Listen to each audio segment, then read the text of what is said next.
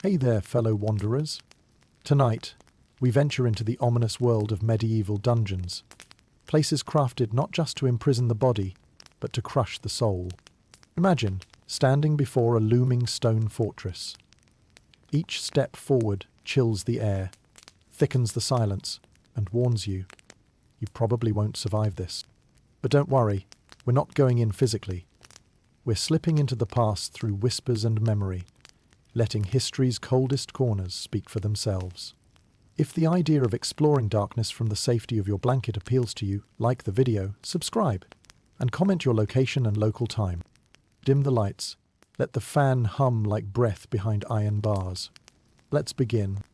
You find yourself trudging down ancient, worn steps leading ever downward.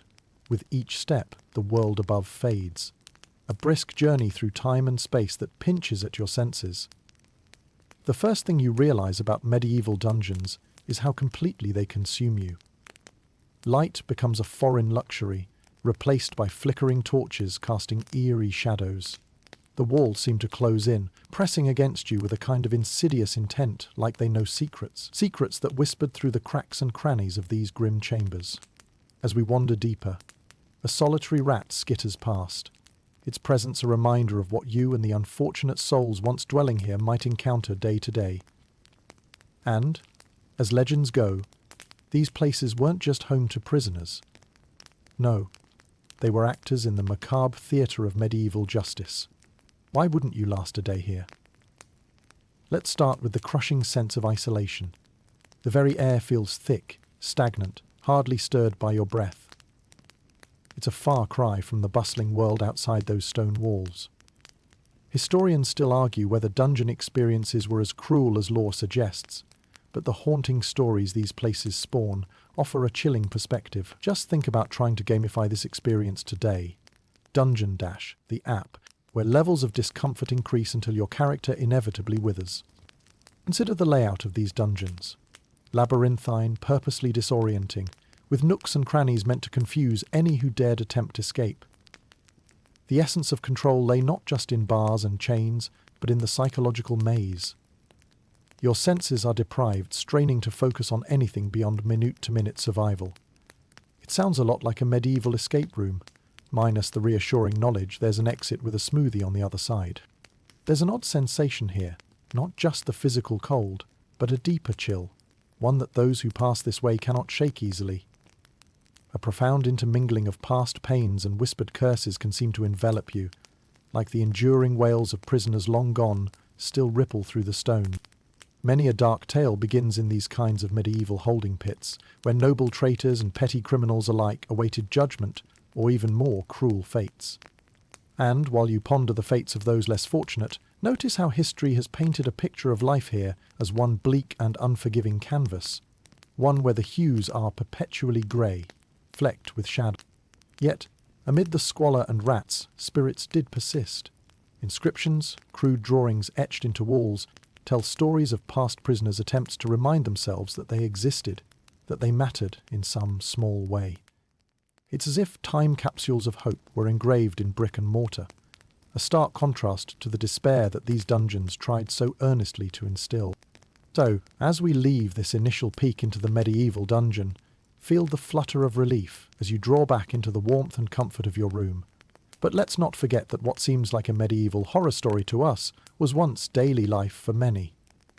Don't worry, we'll peel back the layers slowly, savouring the peculiarity and haunting allure of these historical curiosities. As you settle deeper under your blanket, let this comforting thought wash over you.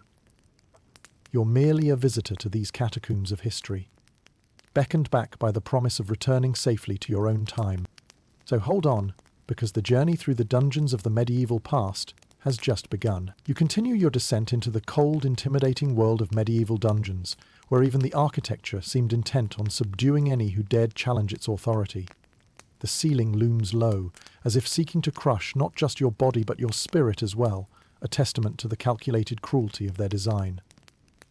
It's a far cry from modern design aesthetics, favouring comfort and light. Here, everything about the architecture is meant to impress upon you a sense of powerlessness. The heavy walls, built with rough stone blocks, silently record the stories of countless souls who pass through. It's said that the construction itself was designed to magnify and enhance the natural acoustics, allowing the wails of the tortured to reverberate, echoing through the dim passages as a constant reminder of impending doom. The sounds you hear aren't just today's ambient noise. They're part of the dungeon's insidious method of control, a way to psychologically assault you at every turn. During this twilight journey through the eerie bowels of history, you might even imagine yourself attending a macabre concert, where silence itself becomes an instrument of torment. Strip away your modern sensibilities, and you'll glimpse the harsh reality of lives cast into these echoing chambers. Losing yourself, both literally and figuratively, seems an ever-present danger. Every breath you take is accompanied by the dank scent of ancient stone and unidentifiable decay. One must not overlook the entrances and exits designed to both mystify and thwart any hope of escape. Called the oubliette, a tiny hole was often the sole entrance into these malevolent vaults. There's no grand archway to doom here. Pushed or lowered into the abyss, prisoners found themselves quite literally stuck in a forgettable hell. It's easy to see how such architecture converts into a panic-inducing trap with its lack of foreseeable exits. Remember that mild dread your GPS induces when you're lost in a parking garage? Multiply that by 10 and you're on your way to understanding the psychological grip these dungeon designs held. Historians still argue whether the sinister vibe was simply a byproduct of medieval construction techniques or a more calculated design approach by those in power. Whether intentional or coincidental, the architecture of medieval dungeons ensured that all who entered were perpetually reminded of their insignificance, frightened into submission before a single guard even brandished a weapon. Among the treasures of architectural intent are certain refinements, an ironically delightful paradox that offered subtler, yet no less effective, torments. In certain high-profile cases, prisoners were housed in more elaborate chambers, purposely adorned to represent normalcy, yet marked by deceptive optical illusions. A stoic servant for despair, the dungeon's architecture manipulated even as it imprisoned, turning every natural interaction within its stone confines into a tete-a-tete engineered for madness. One can't forget the rattling chains clanging softly from shadowy nooks, a testament to the remnants of mechanical ingenuity used to forge an ironclad reality. The joins and joints of these places play tricks on your eyes and ears, a world where lines blur, forcing primal fears to bubble dangerously close to the surface. Dank underfoot, a perfunctory metallic grace leaves the taste of rust on your tongue. You can almost envision the prisoners walking this path ahead of you, sometimes shackled, sometimes dragging their burden, always weighed down by the invisible chains of dread. With all its malevolent ingenuity, the architecture of these dungeons was a timeless reminder that once you entered, the world outside barely mattered. Freedom, hope, and warmth were luxuries to dream of and remember, but never to experience again. Of course, unless you were one of the exceptionally few, those rare souls blessed by luck, cunning, or rank, to have their dark stay cut short. But for most, every angle of stone, every shadowy corner conspired to confirm their status not just as forgotten, but obliterated. As you revisit these echoing, hallowed halls, thinking of how far dungeon architecture has come and how our societal priorities have shifted, it's hard to ignore a profound respect for the innovation, however grim, that characterized these spaces. The dungeons stand today as stone edifices to power's shadowy past, waiting at the fringes of civilization to tell their stories of architectural terror through the echoes of history. So, as we leave our discussion of architecture behind, prepare yourself for an even deeper dive into the deceitful purpose behind these austere stone corridors. They were much more than mere prison spaces. This medieval world tangled justice, politics, and fate, embroiling prisoners in an unyielding web from which few escaped unscathed. Buckle up, because just beyond twists, the political intrigue woven into these very walls. As you continue your wandering through these foreboding stone corridors, you begin to understand how medieval dungeons weren't merely for punishing wrongdoers in the conventional sense. Oh no, they served as political tools, instruments of power where justice was often shadowed by tyranny and dominance. Imagine being caught up in the plots and schemes of a medieval court, where dungeons weren't just places of punishment, but strategic chess pieces on a board of political intrigue. In a setting dominated by rivalries and ever-shifting alliances, power wielded within these stone walls extended far beyond delivering justice for common criminals. Instead, they held the leverage to force concessions, and were often host to philosophical prisoners, whose only fault lay in their ambitious thoughts or inconvenient loyalties. Here, the architecture of fear is overshadowed by the manipulation of power, a stark reminder that control wasn't exercised only in the royal chambers or the battlefield, but deep underground as well. Monarchs and nobility learnt that there were few more effective ways to quiet dissent or intimidate opposition than to threaten them, with the prospect of an interminable stay in these gloomy precincts. It's often said that history is written by the victors. However, part of that power came from silencing the voices of those in opposition. Knowing the right people, or perhaps the wrong ones, often led to a treacherous journey to dungeon depths. And in these spaces, naked power dynamics played out as brazen displays meant to cow lesser nobles or remind them of the fragility of their grip on power. Imagine the chilling effect on a group of knights being told in no uncertain terms what would happen should their loyalty waver. Such ruthless manipulation was more than hypothetical. Real political figures littered the historical landscape, each tied in some way to the dungeon's dark mystique. Take the case of Richard the Lionheart, who was rumoured to have been held captive until his kingdom could pay an exorbitant ransom. Not just a political bargaining chip, he became a symbol of the lengths to which royalty might go to ensure their own ascendancy. Yet these stones bore witness to more than just melodrama from high society. They also revealed the brutal backlash commoners faced if they dared cross those in power. Charges of treason or conspiracy were often levied with scant evidence, a convenient means of ridding the landscapes of troublemakers or marginalised individuals, whose only crime was wanting more than what was allotted to them under the feudal system. Historians still argue whether the political machinations operated in as sinister or far-reaching a manner as the surviving documents suggest.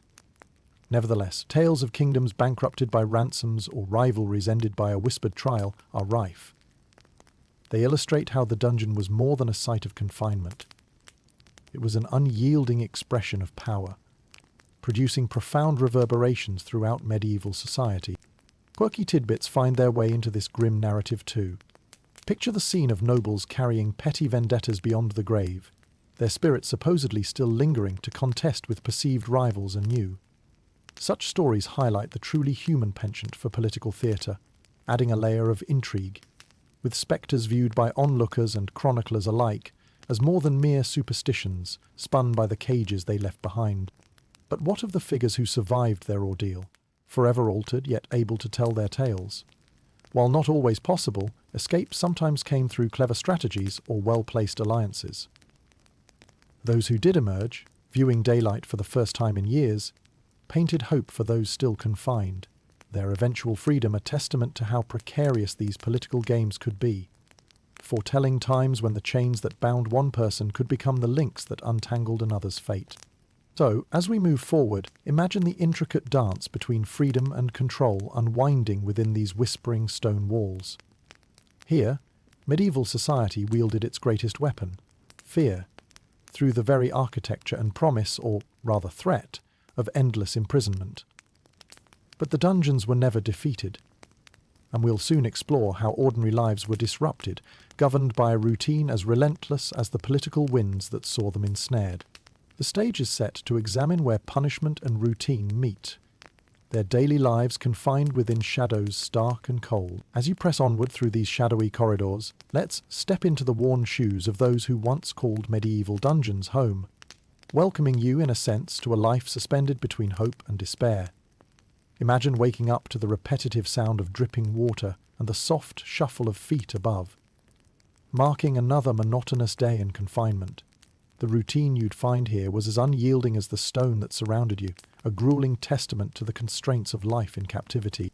You open your eyes to dim lighting, your world defined by the four oppressive walls of your cell, a reality unchanged from the day before, or the one before that.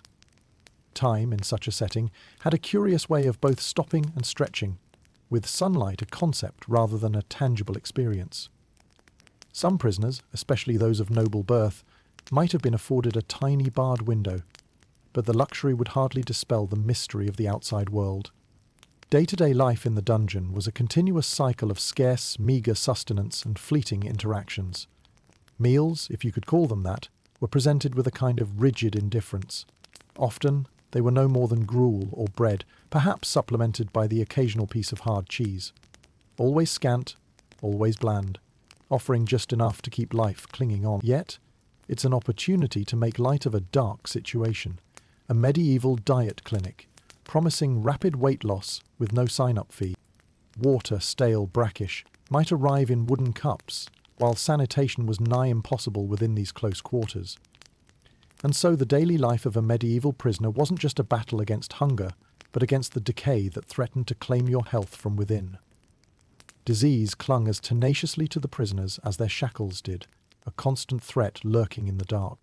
With a shudder, let's also highlight the social interactions, or lack thereof, in such a restricted environment. Human contact was sparse, limited to grim guards and, on rare occasions, the companionship of fellow captives. In larger dungeons, communal cells meant sharing your days with others, each struggling to endure their imprisonment. A conversation might offer temporary relief from solitude, though trust was a rare commodity. At times, company wasn't a fellow prisoner at all, but rather the rodents and insects passing through. Harbingers of dirt, sure, but perhaps also a welcome distraction. Subtle elements of bygone life would often establish their foothold as well. Occasionally, a literate prisoner might receive a Bible or instructional book, smuggled in by sympathetic allies or corruptible guards. Through words, an imaginary escape was at least possible, perhaps the only escape that could achieve both wings and distance in equal measure. If you were one of the unluckier few, labelled as a dangerous conspirator or traitor, solitary confinement might be your fate, where the echo of one's own thoughts could become its own form of torment. Historians still argue whether the dungeons were universally this harsh, or if certain stories were fabrications, often exaggerated for dramatic effect. What isn't debatable, though, is how prisoners would find ingenious ways to mark time or retain sanity, employing days-old bread crusts or rock shards to mark the passing of days, even if those measurements were ever so slightly distorted by the psychological assault inherent in this environment. And so you imagine, life suspended here, your daily routine not punctuated by interest but by sameness, a life relived infinitely with each interminable moment. Yet amid the mundanity, resilience found its way through stubbornly enough. A shard of pottery might become a talisman or tool, a torn rag a means for communication via makeshift signals, with prisoners concocting an entire silent language known only to them. Recognition of spirit among squalor lingers here, a testament to how, despite being stripped of autonomy by the dungeon itself, life thrived. Even in a dungeon's despair, culture and human will found expression. In struggling against this grim backdrop, prisoners showcased the indomitable resiliency of the human heart, grasping at the smallest threads of dignity and identity. So, as we recoil from this intimate look at the daily life within dungeon walls, allow yourself a moment of relief that your own day is broken by little comforts. Next, we will confront the darker arts wielded by jailers to extract confessions, exert control, and convey punishment, grappling with the more sinister aspects of medieval ingenuity that took root exactly where freedom was robbed and routine was king. Keep your senses alert, but also let your heart be light as we go deeper into these hallowed vaults where cruelty wore many faces. Journey further into the dark heart of medieval dungeons, and you can almost feel the chilling presence of the cruelty that took residence here. In these shadowy recesses, methods of torment were an art unto themselves. An intricate, albeit ghastly craft, wielded to extract confessions, exert dominance, or simply to provide spectacle. The twisted ingenuity behind these methods continues to capture the imagination, taking notorious forms that are equal parts history and legend. Picture this: a thick, wooden door creaks open, and as you step across the threshold, your senses are bombarded by a melange of pungent odours, sweat, fear, and the metallic tang of blood. The flickering torchlight dances across an array of tools and devices that stand ready, each an embodiment of humanity's grim inventiveness. While the term torture chamber might call to mind a Hollywood scene, these rooms were more utilitarian than theatrical, serving stark, pragmatic roles in the harsh justice system. At the center, a rack dominates the room, its crude operation clear even to the untrained eye. The device is simple, yet devastatingly effective, designed to painfully elongate the body, transforming stubborn silence into pliant submission. Its torture transformed into twisted theatre, with cries of agony echoing through the corridors, serving as both entertainment for the morbidly curious and a deterrent for those considering dissent. Nearby, there might be a cauldron for boiling tar or oil, standing as a steely reminder of the prices paid for perceived heresy. It's the kind of scene that makes one appreciate the modern legal system, where a debate over guilt doesn't end with trial by ordeal. Though it's easy to jest about pranksters boiling medieval pasta recipes, the reality was far less charming. Disturbingly, the boundary between punitive measures and sheer malevolence often blurred. The ingenious design of the Iron Maiden, for example, manifested humanity's darker instincts. The victim, encased in this iron sarcophagus, faced a terrifying fate delivered by internal spikes. Yet, despite its folklore appeal, historians still argue whether this device was ever truly used or merely created as a later medieval scare tactic. Further dark curiosities include the Judas cradle, a pointed device used under the guise of justice and confession. This grotesque seat was not a place of rest, but a dehumanizing design to incite further psychological and physical breakdown. It's a pastime for the medieval innovators looking to imagine dreadful fates beyond the bounds of simple chains and cells. Let's not overlook the rack's cruel sibling, the wheel. Designed to not only break bones but also to break an individual's will, its spins offered a morbid twist on human suffering. Here, the medieval mindset proved that invention wasn't merely reserved for uplifting civilization, it was equally up to the task of devising creative torments. There are also tales from the fringes of history, a whisper of a madhouse where sour wine was forced down prisoners' throats, in an unflattering version of forced hydration. While the authenticity of such tales might be suspect, the very existence of these stories illuminates deeper truths about the barriers breached in the name of justice. Peers and scholars argue endlessly about the extent and frequency of such torture techniques, some viewing them as exaggerated tales, others as an uncomfortable truth of history. But regardless of their actual prevalence, the spectre they left behind casts a daunting shadow and reflects a time when punishment was seen as both spectacle and societal deterrence. Imagine the daily life of our unfortunate prisoners, already harsh and sparse, but now learning that those ticking hours of darkness might be punctuated by unwelcome reminders of inquisitions carried out just a hallway away. The mere knowledge of these devices and methods hanging above their heads like a guillotine's blade poisoned what small comfort they might have found in routine. As you take a step back from this grim gallery, allow yourself a small sigh of relief.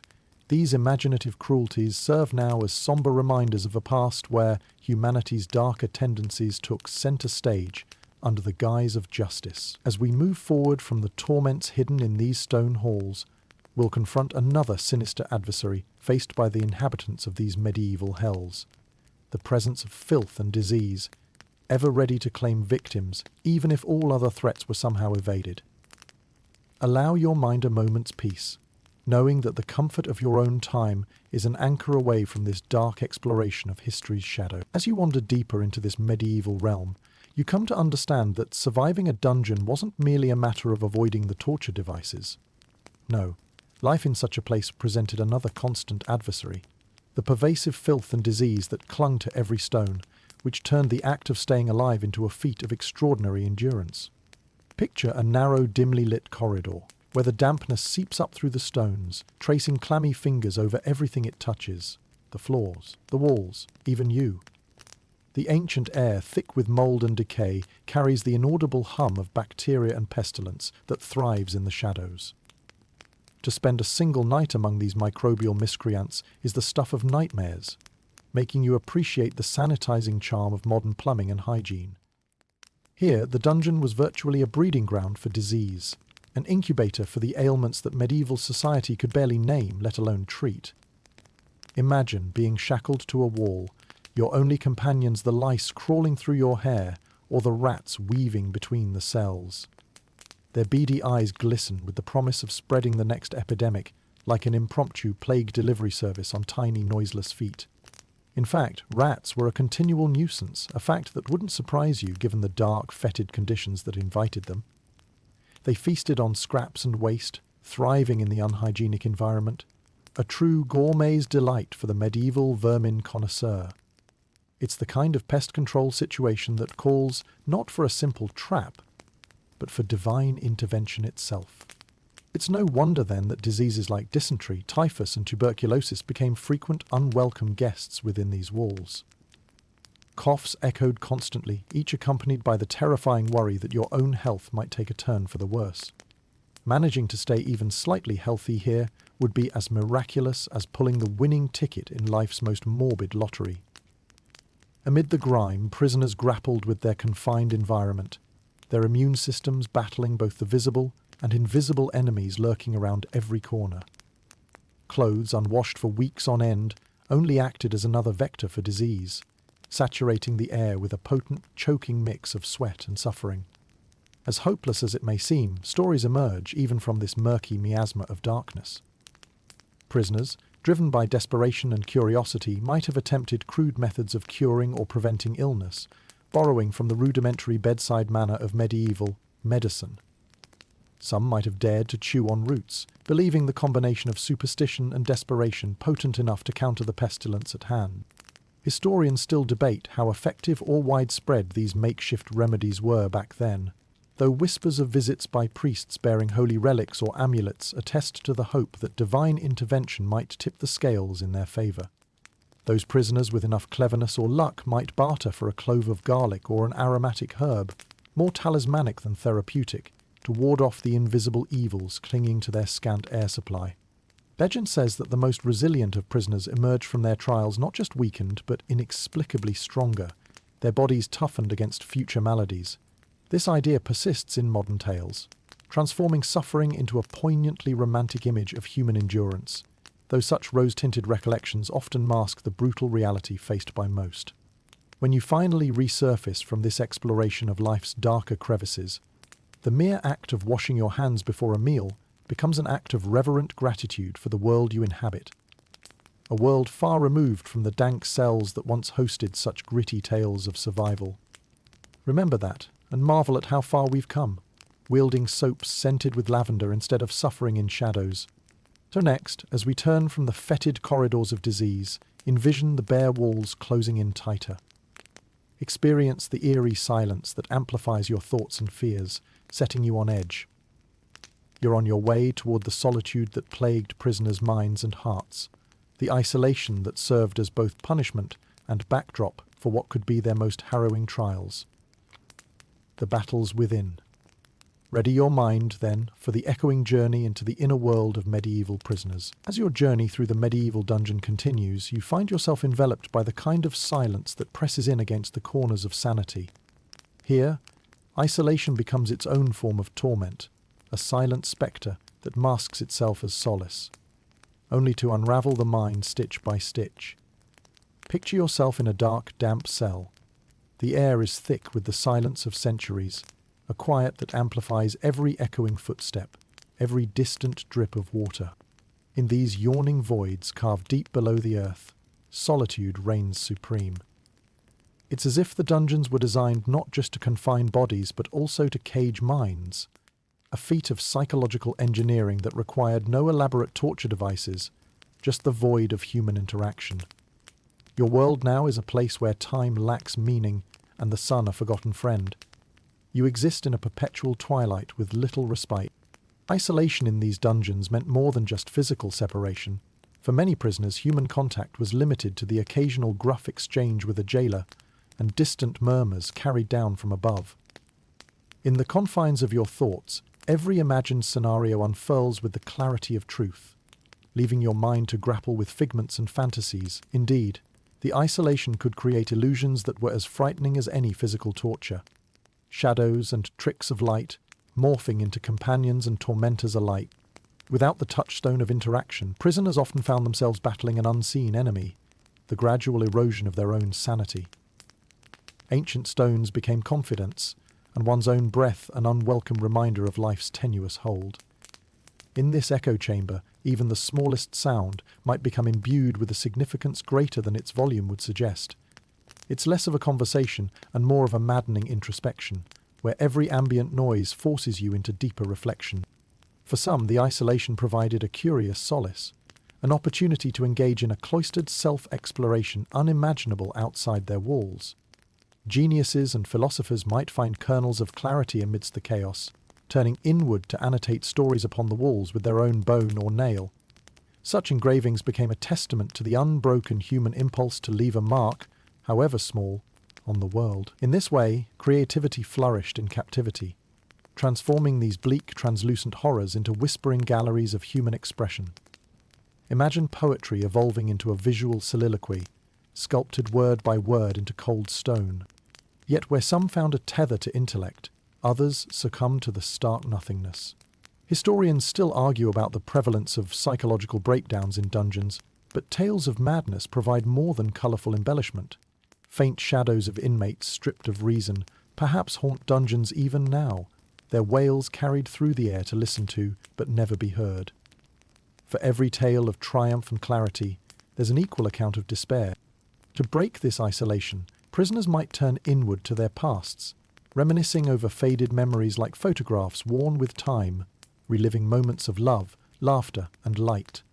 The luxury of your imagination, after all, rarely respects the boundaries of chains.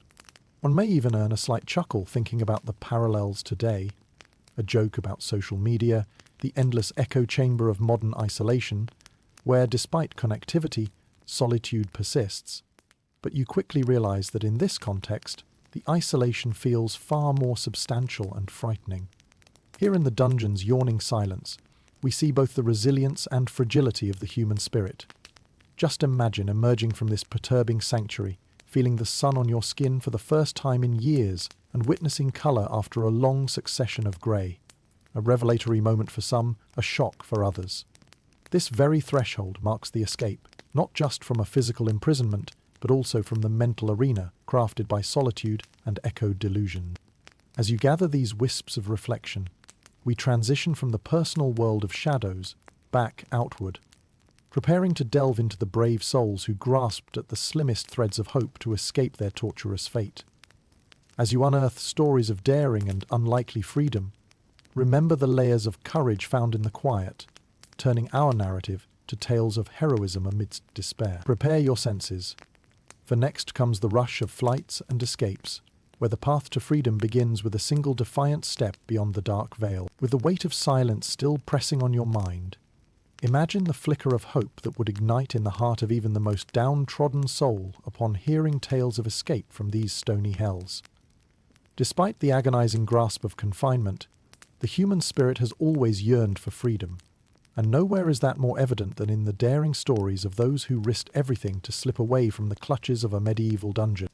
Perhaps you'd huddle close in your cell, straining to hear whispered rumours spreading like wildfire among fellow inmates.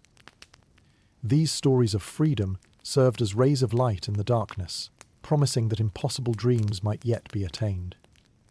Whether legend embellished truth or truth mired in secrecy, tales of successful breakouts captivated the hearts and minds of prisoners, providing both inspiration and instruction. Consider the tools of escape, often nothing more than everyday objects that took on new life in desperate hands. A spoon might evolve into a shovel with enough patience, determination, and a fair amount of ingenuity. The very stones that imprisoned could, with painstaking precision, be dislodged to form the rough beginnings of a tunnel. Ingenuity worth a nod for its creativity, if not for its sheer chutzpah. Many who dreamed of freedom placed their hopes in such covert tunnels, scraping away at mortar bit by bit, each grain of sand and dirt a small victory in the eternal fight against their own oppression. One can almost admire the dedication it took, a quiet challenge to the relentless finality of dungeon life. Over time, even the smallest weakness in architecture could be exploited by sheer determination and the learned art of patience. Historians still argue the success rate of these flights to freedom, many ending before really beginning, but numerous tales of great escapes persist nonetheless. A famous one involves John Gerard, a Jesuit priest who reportedly executed a spectacular escape from the Tower of London. He clung to ropes between prison walls like some medieval action hero, in complete defiance of both the times and the institution that sought to cage him. It paints a picture not unlike the exhilarating heist sequences of modern cinema. Of course, not all escapes relied on daring acrobatics or clever engineering. Some prisoners employed charm and persuasion, finding sympathetic ears among their captors. A well-placed whisper, a shared moral sentiment, or just the right amount of bribery might turn a jailer from enforcer to ally. Prisoners walked tightropes of intrigue, relying on their wit and social acumen as if participating in a darkly themed reality show. Survival with no immunity but a promise of faith. Escape was a dance with fate, leveraging desperation with a touch of luck. Yet for every prison break story that ends in triumph, countless more languish unrecorded, their main characters cut down in moments of heartbreaking near succession. But in failed attempts, too, there might be a kind of tragic heroism, showcasing humanity's unyielding desire to live without chains. The quixotic determination to escape gave rise not only to legends but to sporadic shifts in dungeon-keeping practices. It made captors double down on their vigilance, adjusting strategies and tightening security measures. See? Not just a pastime for prisoners. Dungeon keepers, too, had their roles complicated, turning many dungeons into constantly evolving arenas of insight and guile. Imagine the complexity of experiences. Those few who wade triumphant into the freedom outside, juxtaposed against countless others whose flights fell short. It's a testament to both the beauty and despair inherent in the fight to break free. So, as we linger on the fringes of these daring tales, remember that hope itself often became a prisoner's most potent weapon. It pushed the limits of the possible, charting unmapped paths through darkness into dawn. From these audacious escapes, we shift to consider those who stayed, those who managed the medieval dungeon, the keepers of order within these murky depths. Prepare yourself for a different glimpse into the human story, one standing steadfast in the service of maintaining the stark order of stone and iron. Transition now from the shackled souls who lived within the stone corridors to those who patrolled their confines, the dungeon keepers, custodians of morality and deterrence in medieval times. These figures, often depicted in stories as grim and humorless, played a pivotal role in maintaining the tenuous balance of power and order inside these foreboding walls. Imagine stepping into the worn boots of a dungeon keeper, assuming a place amidst shadows and echoes, where the creak of iron keys and the clatter of chains accompany your daily drudge. As you move through the labyrinthine passages, the weight of authority rests heavily upon your shoulders. It's a thankless position, only occasionally offering glimpses of purpose beyond mere brutality or compliance. The keeper's role wasn't just to secure prisoners, but to guard against escape and dissent, a task that involved both vigilance and opportunism. Vigilance to intercept any whisperings of uprising or escape plots, opportunism to possibly eke out a living, or perhaps more, from bribes and secretive dealings. After all, in a world where rank could be purchased, why wouldn't attempts be made to buy small comforts or moments of mercy? However, historians still argue whether dungeon keepers wielded the authority and indifference often ascribed to them, or if they too were confined by the intricate web of medieval justice and power dynamics, ever vulnerable to shifts that could turn them from captors to captured. As a dungeon keeper, much of one's day would involve maintaining the grim inventory of misery, records of prisoners, the tools of their incarceration, and the sporadic observance of executions or transfer orders. You would mark the passing of the days with solemn rituals, checking shackles, distributing meagre rations, and cataloguing the rare exchanges of incoming and departing prisoners. Each interaction, a careful dance between authority and understanding, lest one tip too far and disrupt the shaky equilibrium of order. Interestingly, while many might view the roles of keepers as simple exercise in control, some held additional duties as unofficial chroniclers, documenting prisoners' confessions or details of their incarceration, assigning names, recounting tales.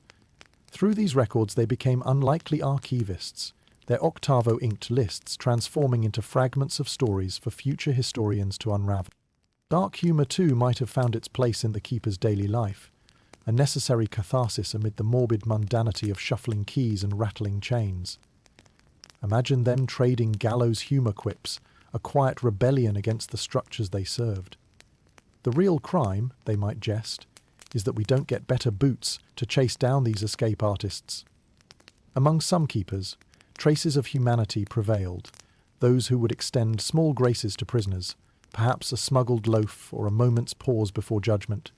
For a fortunate few, relationships developed that might transcend the cold transactional rapport of guard and ward. Whether by shared pity, guilt, or mutual respect for resilience, unlikely alliances sometimes flourished amid the oppressive air, akin to wildflowers finding purchase between cobblestones. Yet the path was narrow, and the margin for error thinner. A keeper's association with prisoners could quickly transform to suspicion, a watchful gaze from superiors that promised punitive repercussions more chilling than any dungeon's shadow. Ultimately, these keepers navigated their roles between two worlds, outside society and the dark gravity of their captive universe. They enacted the judgment of law wielded through the caging might of stone and iron. Through each captured soul, they managed a microcosm of power, turning keys that imprisoned and perhaps ultimately guarded their own fates. As this step into the keeper's shoes ends, we now turn our gaze towards the legendary and the ethereal. Venture forward to explore those haunting legends and ghostly tales that have grown from centuries of whispered traditions and fearful imaginations. Like the shadows of memory extending beyond these prison walls, we tread onward into a landscape where the past blends with the storyteller's art. Prepare to open history's next chapter as we embark together upon these eerie echoes from the medieval dungeons. Tales seemingly bound and unbound simultaneously by time. As you tread deeper into the echoes of medieval dungeons, you may feel the nape of your neck prickle with an otherworldly chill. These stone walls have borne witness not only to human suffering and endurance, but they've also become fertile soil for the flourishing of legends and ghost stories. The very atmosphere seems alive with secrets whispered through the ages, tales of the spectral inhabitants who linger long after their mortal remains have vanished. Imagine as dusk settles and shadows deepen, the air becomes thick with anticipation. Visitors claim to sense an unseeable presence, an essential trait woven into the fabric of such storied places. Here, history and folklore dance their intricate waltz, crafting narratives that hover in the space between fact and chilling imagination. One tale tells of the ghostly warden, a figure reportedly seen pacing the corridors, his spectral keys clinking softly with each measured step. They say this warden was a former keeper obsessed with maintaining order, his shadow fused to his beloved routine even beyond death. His form, glimpsed as fleeting motion cast against cold walls, serves as a timeless reminder of discipline and unyielding duty. Numerous legends speak of prisoners long deceased whose spirits are said to wander in restless solitude. Perhaps you can sense them in the tension of the air, these ghostly captives returning to retrace restless journeys across stone floors. It is said they appear as wraiths, resolved to stand sentry over the stories of their tragic ends. Forever prisoners within their own haunting tales, such entities serve as spectral echoes of the past, providing a tantalizing mystery for visitors who dare to spend a few tentative moments amid the twilight shadows. Interestingly, there's the tale of the Lady in White, a noblewoman whose alabaster figure claims the beholder's attention with a quiet, persistent urgency. Caught in the web of political intrigue, she was lost to the dungeon centuries ago, only to encounter her untimely demise.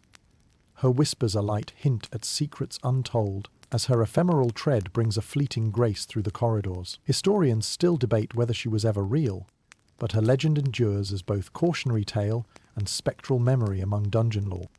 These stories resonate not just within the echoes of the dungeon, but also in the hearts of those who recount them. They weave a rich tapestry of rumour and legend, a testament to how humanity's imagination seeks to paint life into the shadows that history leaves behind. You might even imagine the ghostly black dog, whose spectral form prowls the narrow walkways, a spectral guardian, or perhaps a sentinent, embodiment of both protection and caution. But why do these stories persist?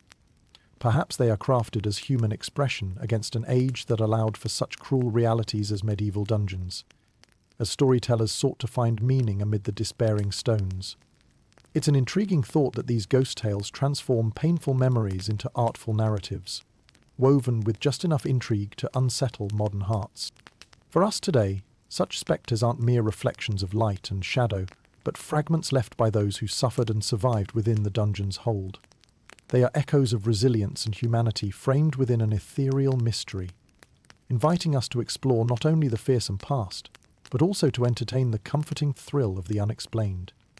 Like ghostly story threads, they knit themselves into the very essence of our consciousness, where they lightly tug at the edge of slumber.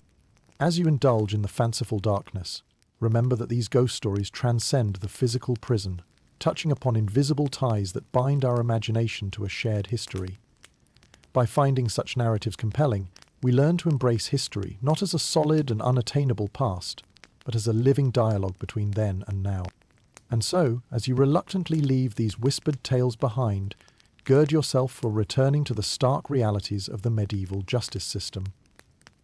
The larger web in which these dungeons served as a somber cog. It's time to unravel how justice played its part in conceiving these shadowy spaces, thereby mapping the boundaries of morality and law that were forged within medieval society. Join me, reader, as we shift our gaze to the justifications and complex dance of power that compelled humanity to build such cavernous monuments to control. Imagine stepping further into the corridors of time, where justice was often a variable construct, shifting with the tide of power and privilege. Welcome to the medieval justice system. In this labyrinthine legal framework, dungeons stood as both symbol and instrument of law's might, serving as stark manifestations of a society grappling with morality, authority, and the ever-elusive concept of fairness. Medieval justice was a chaotic tapestry where notions of guilt and innocence were interwoven with threads of power dynamics. Far from today's judicial systems, where evidence and due process play crucial roles, medieval justice often leaned on more visceral, oftentimes brutal measures. Here, within the stone confines of a dungeon, justice sought not just to punish the wicked, but to maintain the veneer of order in a world where chaos seemed always poised to erupt. In these times, legal proceedings were often public spectacles, not unlike theatrical performances. Courts thrived on drama and hysteria. Justice was not blind. It was starkly aware of hierarchy. It mattered tremendously whether you were a peasant or a noble. For the lower classes, trials might involve what we now view as the bizarre, ordeal by water or fire, with the outcome supposedly determined by divine intervention. Imagine your innocence being judged by the ability to retrieve a stone from a cauldron without getting burned. Quite the medieval equivalent of a fiery reality TV challenge. For the nobility, however, trials were often more sophisticated, yet no less entangled with politics. Here, complex disputes twisted into judicial inquisition entailed influencing or interpreting laws to consolidate power. Justice, in this sense, could be as much about banishing a political rival as condemning actual treason. It's said that during Henry II's reign, legal reform attempted to standardize such processes, but localized fiefdoms maintained a bewildering array of practices. Historians still argue whether the medieval justice reform succeeded in meaningful changes, or if they merely rebranded the existing system. Within such a legal framework, dungeons became a formidable tool, an unspoken sentence hanging over those whose loyalty or behavior was found lacking.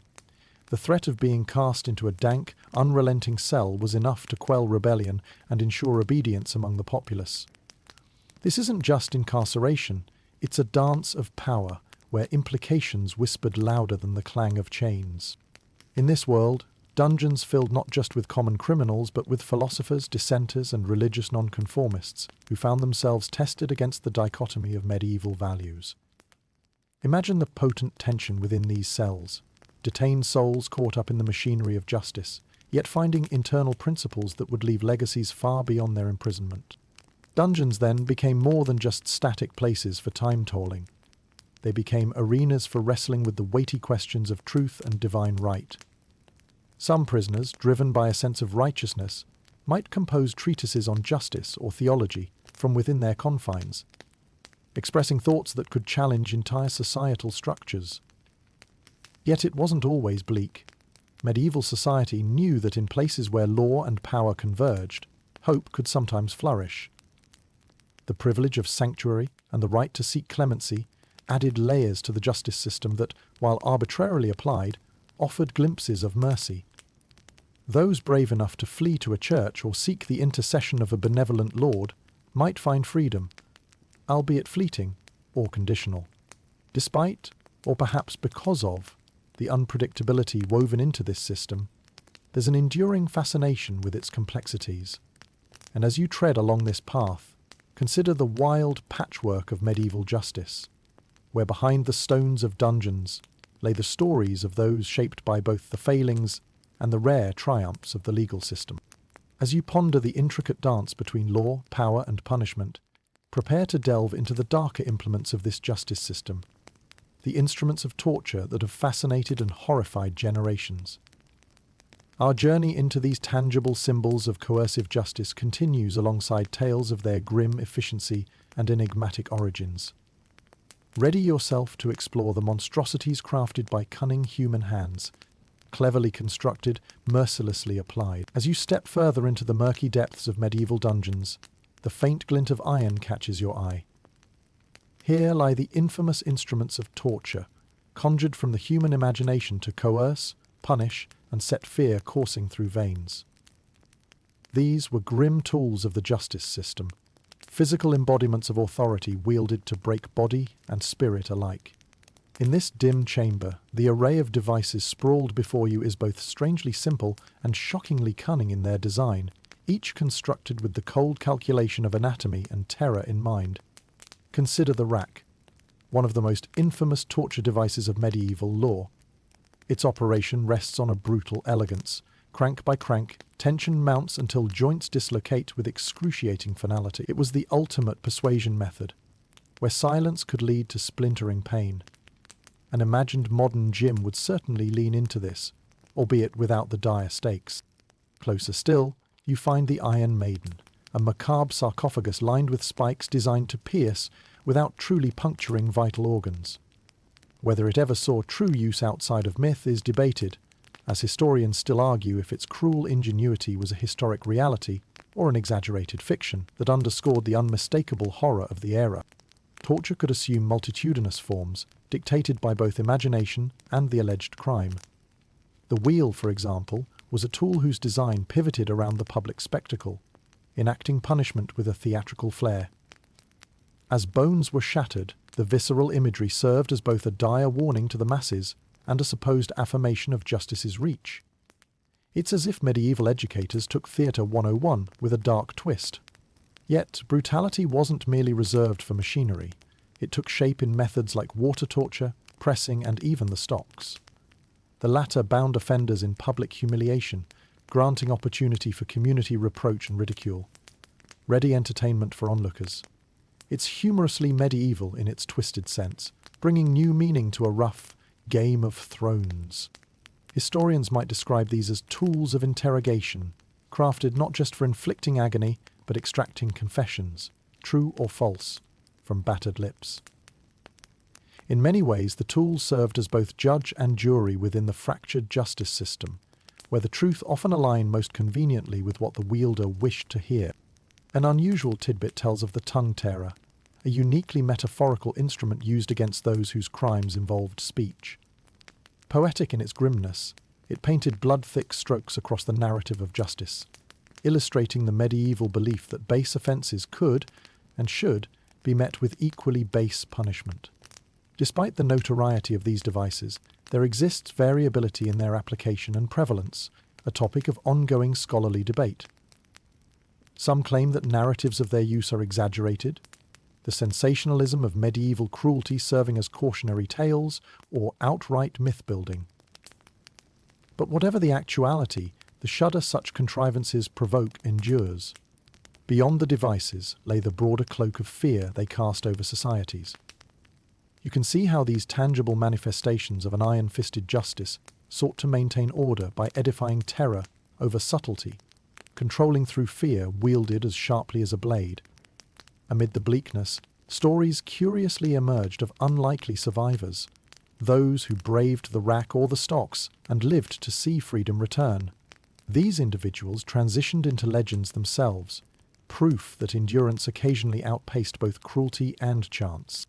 So as you move beyond the chill of iron and the whispers of dark innovation, remember how, in their terrible craft, These devices encapsulated a period helmed by an authoritarian grip, a period compelled by the inseparable dance of power and fear.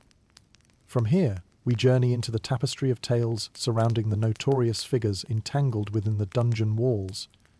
Infamous prisoners whose stories, woven from a potent mix of reality and myth, have kept alive their whispers throughout history. Prepare to meet those whose infamy transcended the bars of their confinement, exploring how, even in captivity, they created ripples felt far beyond their cells. Venture forward into the lives of the celebrated, the notorious, and the tragic figures populating the gallery of medieval captives. As we journey deeper into the echoes of medieval dungeons, the clink of chains and the whisper of forgotten voices guide us to a rogues gallery of infamous prisoners. Their stories are woven from elements of fact and myth, their names immortalized by notoriety even within the stifling confines of their prison cells. It is here, amid the stone and shadow, that we meet these extraordinary figures, whose tales have transcended the bars that once held them. Imagine one such prisoner, an aristocrat fallen from grace or a defiant rebel. These individuals often found their names entwined with the pages of larger historical narratives. Take, for instance, Thomas More, a man of intellect and conviction, whose beliefs eventually led to his imprisonment in the Tower of London. His refusal to bow to King Henry VIII's demands and his steadfast loyalty to his own conscience made him a symbol of moral courage. From within those walls of containment, More penned letters that revealed not just a man resigned to fate, but one who retained humanity and humour amid looming doom.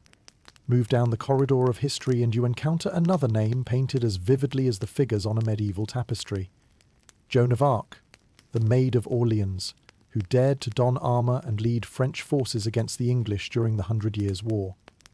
Her incarceration and subsequent trial within the darkness of Rouen tower cast a long shadow, transforming her into a martyr and a saint. Her enduring spirit and legendary tale have cemented her place far beyond the confines of time, representing the unyielding spirit of defiance against overwhelming odds.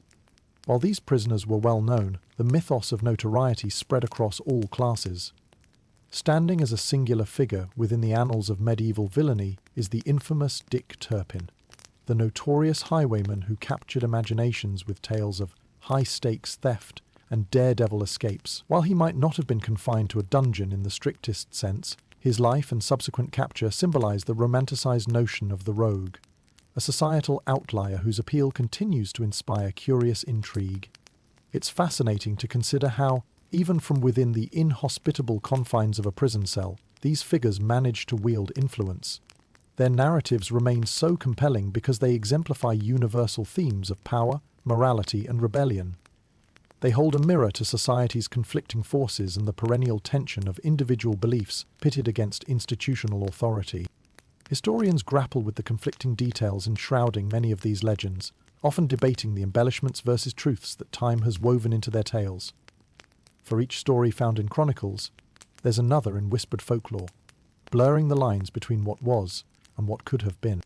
Yet beyond the grand narratives lie the lesser-known souls, caught amidst tidbits of knowledge, prisoners of conscience whose stories may not have courted fame, their lives nonetheless shaped by the harsh realities of medieval justice. They too joined the cohort of voices appealing against the iron grip of fate, sometimes writing of redemption or penance, silently etching hope within stone walls. In such a setting, every prisoner becomes more than a simple inhabitant within a cell. They transition to pages in a wider narrative about survival and dissent, as relevant in their essence today as they were then. The chiaroscuro of light and dark, renown and obscurity, paints these tales into richly textured studies of human nature. As you step back from the spectrum of notorious figures and their complex legacies, the whisper of stories trails behind, held in solemn quiet by the closing echo of cell doors. In our next exploration, we will uncover the deeper role that religion played within the damp shadows, examining how it influenced treatment, justified actions, and even interwove with the prisoner's own understandings of their fate. Prepare to confront the collision of faith and fear as we unravel the interplay of belief and power within the grim enclave of medieval dungeons.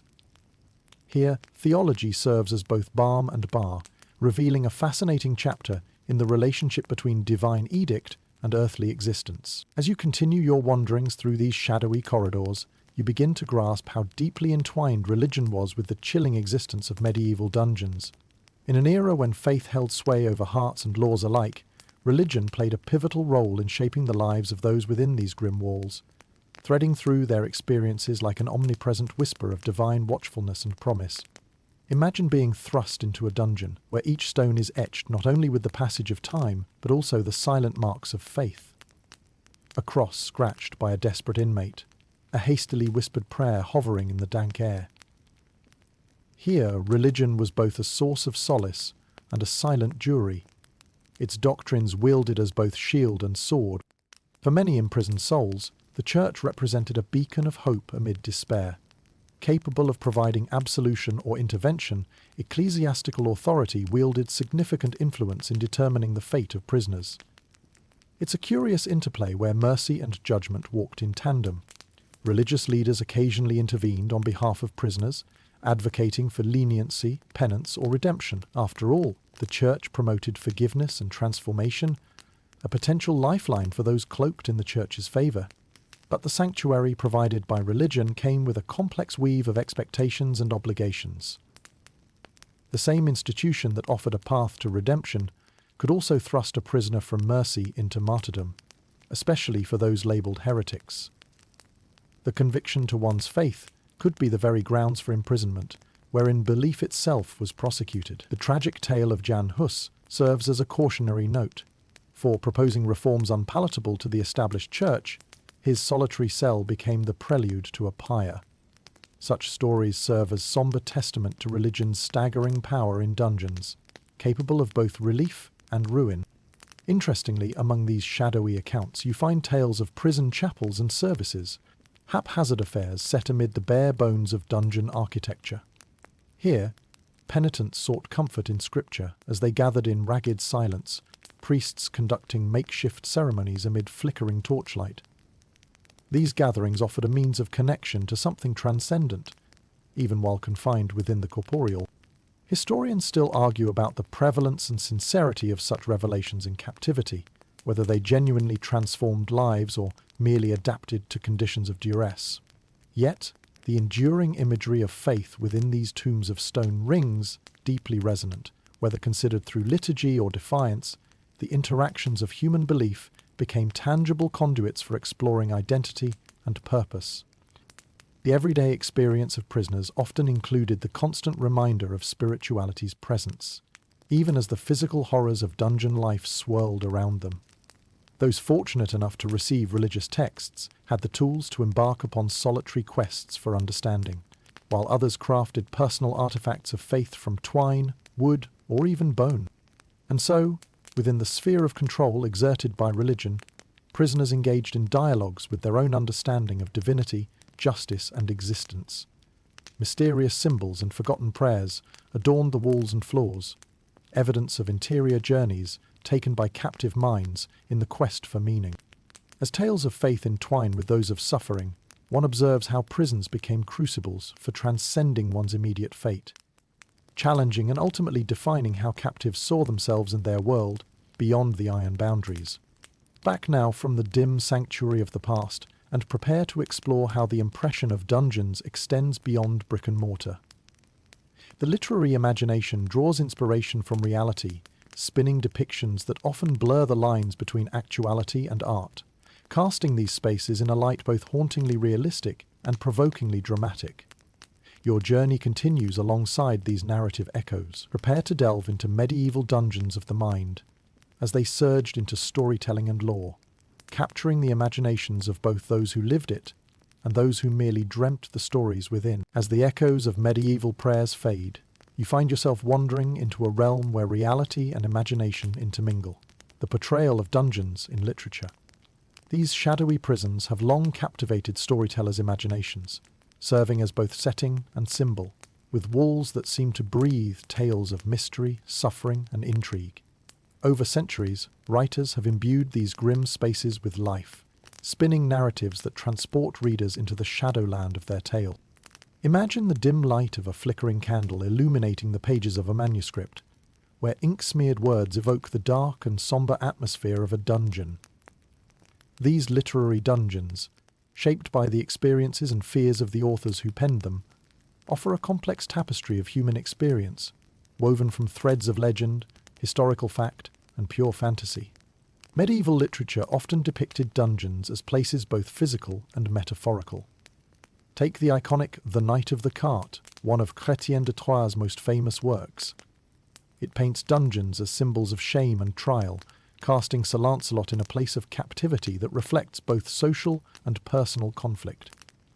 Here, dungeons become crucibles for transformation, and the knight's journey within their bounds a metaphor for inner struggle and redemption.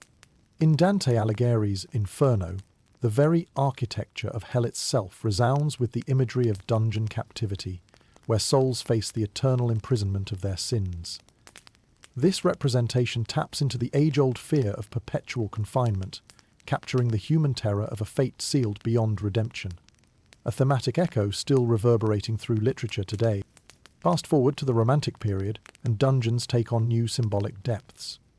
They become metaphors for emotional and intellectual conflicts, places where the boundaries of perception are tested. The Gothic novel The Monk, for instance, explores themes of desire and despair within the bleak corridors of imprisonment, feeding the Gothic narrative's feast of shadows and suspense. Dungeons serve as manifestations of the character's internal battles, mirroring the tumult of passions both repressed and released. Historians and literary scholars argue over how accurately these depictions mirror historical reality, often considering the literary embellishments that dramatize real experiences. Yet, for all their fictional flourishes, these imagined dungeons capture truth inherent beneath the stone facade, serving as compelling witnesses to the power of narrative to transport readers into places both real and ethereal. Then there are the ghost stories, tales spun of dungeons haunted by spirits of those martyred or unjustly condemned. The echoes of shackles and spectral footsteps found leave marks across poems and stories, weaving through collective memory with a shiver of supernatural allure. This immortal allure carries forward in literature, crafting dungeons as both settings for exploration and vessels of humanity's darker stories.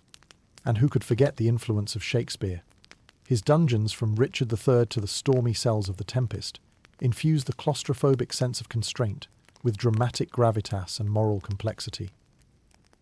The bard often employed the dungeon trope to critique power, indulging in both the literal and metaphorical imprisonments endured by his characters. For Shakespeare, dungeons were spaces that combined the physical with the philosophical, inviting an exploration of humanity's pursuit for freedom against a backdrop of moral questioning and undetermined fate. For modern audiences, dungeons retain their potent symbolism, though the human imagination has expanded to virtual confines of escape rooms and fictitious quests. The play of light and dark, hope and despair found in these medieval spaces persists throughout stories, as their representations build bridges between the historical and the hypothetic, offering endless fodder for narrative exploration. Thus, as you close the pages of these storied dungeons, you feel the weight of centuries of storytellers reaching out through time. Our next adventure takes us from shadows cast in ink to those preserved in stone. Experience how, through time's lens, many of these dungeons have transformed into places of curiosity and education. The modern tourist attractions capturing morbid fascination woven with historical intrigue step into today's world, where the haunted past becomes a tangible present, drawing visitors into history's hallowed halls. As you cross from the fictional pages into the landscape of modern curiosity, you find the lines of reality blurred by time. Many medieval dungeons, long since relinquished by their grim pasts, now stand as tourist attractions, drawing those eager to step back into history's murmurings. These spaces, once symbols of oppression and fear, have transformed into places of both learning and eerie intrigue, from imposing castles to forgotten fortresses. Imagine yourself standing before the entrance to one such storied site, where centuries of history converge into a single experience. The chilling air presses against your skin as you approach the ancient stone facade, heavy with the weight of the past, yet open to modern exploration. It's an odd juxtaposition, experiencing history through guided tours, where visitors navigate pathways shaped by centuries-old stories told anew. Each dungeon now functions as a tangible narrative, offering glimpses into the life and times of those who once endured its shadows. Guides lead you through twisted passages and cramped cells, narrating tales of the infamous prisoners we've already met. In places like the dungeons beneath the Tower of London, visitors can almost hear the echoing footsteps of Anne Boleyn or Guy Fawkes, figures whose lives and deaths still resonate in these cold, unyielding walls. To enhance this immersive experience, many locations offer curated exhibitions featuring historical artifacts and reconstructed scenes from their notorious pasts. Displays invite you to peer into medieval devices, those grim instruments of torture, residing now behind glass where they provoke curiosity rather than fear. It's the kind of museum gift shop where you half expect to pick up a "My parents went to a medieval dungeon and all I got was this lousy rack" t-shirt. Some sites capitalized on technological advances, adding interactive elements to their tours with augmented reality and virtual guides that simulate historic dungeons' ambience, safely allowing you to meet digital reenactments of prisoners long past. These tools breathed life into the narratives, blurring lines between education and spectacle, capturing the spirit of the era without the haunting permanence. Historians leverage these adaptations, continually engaging in debates on authenticity and preservation, questioning how best to retain the dignity and truth of their subjects while enticing modern audiences. The balance between educational intent and entertainment value remains enviably delicate. Despite their grim history, dungeons today hold fascination for those intrigued by the macabre. Visitors gather around restored execution blocks, marvel at intricately designed lock mechanisms, and traverse the labyrinthine corridors once trodden by hapless captives. The smell of time lingers here, a reminder that these spaces, haunted by whispers of yore, become bridges between history and its audience. Beyond tourism, these dungeons serve as valuable educational resources. Field trips, research, and reenactments offer experiences that transcend textbooks, providing hands-on history that lives, breathes, and echoes through the stones. They are spaces where the past tangibly guides learning, prompting reflection on the progress and lessons gleaned from humanity's darker hues. Ultimately, the fascination with dungeons extends beyond mere sightseeing. It's a chance to contend with humanity's capacity for resilience and cruelty, to interact with our shared history, where it stands vulnerable yet preserved. Here, the stories told by these stones connect with those who visit, drawing parallels and sparking conversations long after the tour ends. As the final whispers of your dungeon tour fade, you prepare to step beyond the tangible into the realm of belief that shaped the medieval world profoundly. Wander now into the mysticism-filled halls, exploring how alchemy, magic, and other beliefs intertwined with life during imprisonment, adding surreal elements and depth to their captivity. Prepare to explore a world where imagination interfaced with superstition and transformed the stark existence of prisoners into canvases of mystical contemplation. Venturing deeper into the tapestry of medieval existence, we now delve into the realms of alchemy, magic, and other beliefs that permeated the era, adding an element of the surreal to the stark reality of dungeon life. Imagine a world where the lines between science and superstition were blurred, where the prisoners clung to hope, fueled by mysticism and a belief in forces beyond the tangible. Step into this world through the eyes of a medieval prisoner whose belief in the supernatural often served as both comfort and insanity's edge. Alchemy promised the transformation of base metals into gold and the discovery of the elixir of life, a beacon of hope for those confined behind relentless stone. The pursuit of alchemy promised not just metaphysical liberation, but tangible hopes of freedom, wealth, or escape from mortality itself. In the hushed silence of their cells, some prisoners might have traced complex symbols onto the stone floors, channeling the mystical arts in desperate bids for deliverance.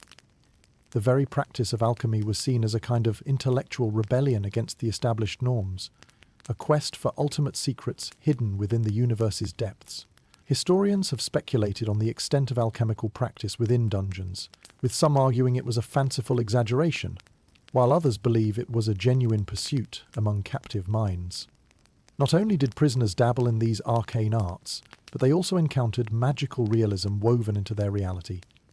Imagine tales of enchanted parchments, spellbinding artifacts, or protective talismans, crafted with whatever materials came to hand, as tokens against malevolence and aids for escape. Behind the bars, magic and alchemy offered palettes on which to paint dreams, a means to reshape or tame the oppressive shadows of imprisonment. Alongside the practice of alchemy, other esoteric beliefs flourished within the labyrinthine confines. Astrology, numerology, and divination became intellectual lifebuoys. Prisoners, reaching out across the astral plane, searched for meaning and direction among the stars. This blending of magic and faith offered a counterbalance to their physical imprisonment, a mental playground where cosmic forces might prove kinder than the earthly authorities. Imagine these forsaken souls consulting stars and numbers, casting runes or bones as they sought cosmic insights. In a world filled with harsh realities, even the speculative promise of supernatural knowledge provided refuge and purpose. The belief in the interconnectedness of celestial bodies offered a tantalizing sense of destiny, molded by greater forces and a future beyond the dungeon walls. But not all detours into mysticism yielded solace.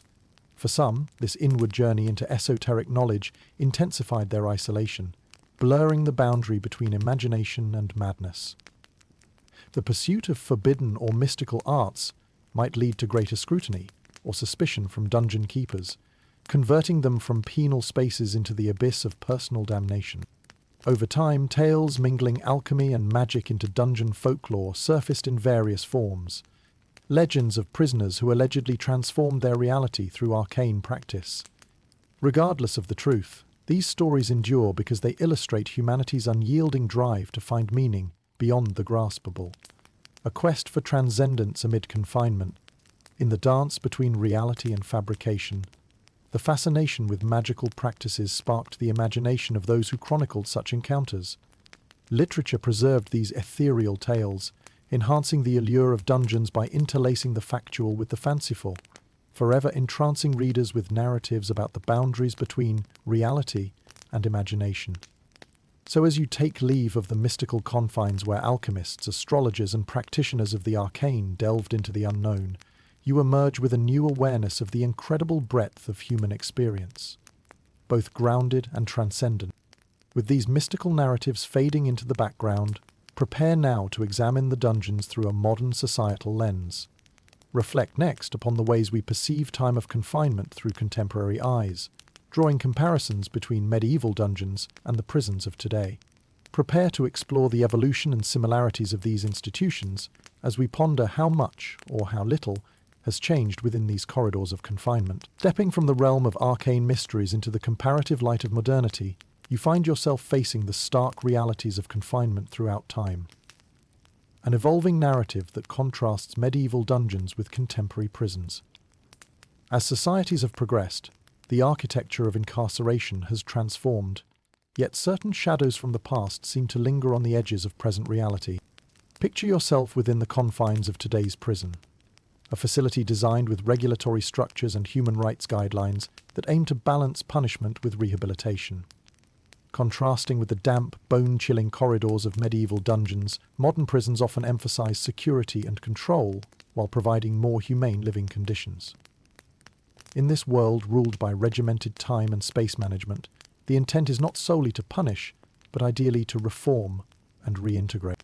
Medieval dungeons were harsh realms steeped in despair and doom, where punishment was as much spectacle as consequence. The notion of justice was often disregarded, with suffering aligned more closely to deterrence and dominance. Contrasted with the structured environments of contemporary penitentiaries, these dungeons reveal the underlying shifts in penal philosophy. From one of suffering and penance to one of rehabilitation and reintegration, however imperfectly executed. Despite advancements, elements of medieval punishment endure in modern tales, echoing through the ages. While today's rhetoric focuses on fairness and rehabilitation, overcrowding, harsh conditions, and psychological oppression still plague modern institutions, reimagining the isolation of the dungeon in new forms. As much as things change, they remain tethered to their origins. The cycle of confinement persists, leaving critics to argue that the ghost of medieval penology remains to be fully exorcised. Historians and scholars debate the effectiveness of these evolved systems, questioning what constitutes true justice. Some suggest historical context be applied to how punishment evolved, not just by the lash and chain, but by acknowledging societal growth and human dignity's complexity.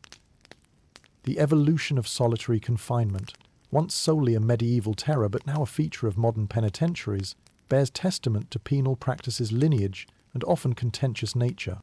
Interestingly, the comparison accompanies discussions about prison architecture. Today's facilities focus on minimizing escape while facilitating access to programs aimed at behavior modification, echoing the educational and spiritual aspirations once mystically imagined by alchemists in dungeons, but grounded now in therapy and education.